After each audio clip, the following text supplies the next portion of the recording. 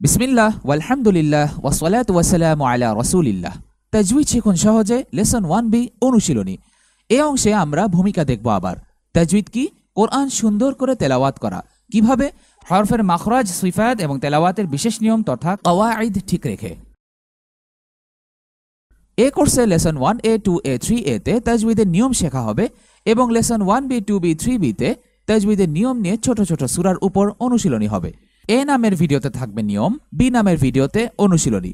আপনার নিয়ম শেখা না হলেও যেভাবে লেসনে শেখানো হচ্ছে সেভাবে বারবার পড়তে থাকুন। ইনশাআল্লাহ নিজের অজান্তেই নিয়ম প্রয়োগ করা শিখে যাবেন। বি নামের ভিডিওগুলোতে তাজউইদের কিছু টিপস দেখা হবে ইনশাআল্লাহ। মনে রাখবেন, যখনই কোনো আরবি লেখা দেখবেন, লেখার নিচের প্রথম লাইনে থাকবে হরফ যেগুলোর মাখরাজ অনেকে ভুল করে, আর দ্বিতীয় লাইনে পাবেন সেসব সিফাত ও কাওয়াইদ যেগুলোতে মানুষ সাধারণত ভুল করে। চলুন দেখি 1 নম্বর তাজউইদ টিপ। যদি কোনো আয়াতে হরফগুলোর মাখরাজ অপরিচিত লাগে তবে সে আয়াত অন্তত 10 বার শুনবেন। কেন? আপনার মস্তিষ্ক যাতে শব্দগুলো স্পষ্ট গ্রহণ করতে পারে। এভাবেই একজন আরব শিশু শিখে।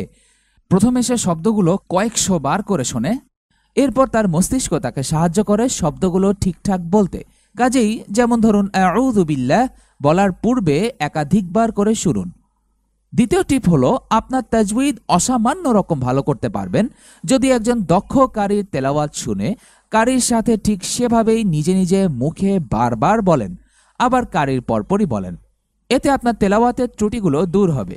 3 নম্বর তাজউইদ টিপ।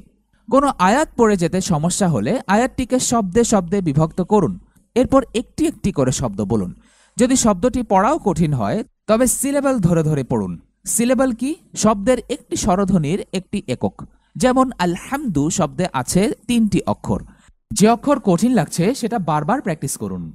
ধরুন আলহামদু শব্দে হাম উচ্চারণ করতে অসুবিধা হচ্ছে, তবে হ্যাঁ হাম হাম হাম এভাবে বলতে থাকুন। এই অংশ ঠিক করে বাকি অংশ পড়তে থাকুন। জাযাকুমুল্লাহ খাইর। ওয়াসসালামু আলাইকুম ওয়া রাহমাতুল্লাহি ওয়া বারাকাতুহু। Please visit understandquran.com for our courses on Read Al-Quran, Learn Tajweed and Understand Al-Quran, and for one-to-one learning. Jazakumullah khair. Wassalamu alaikum.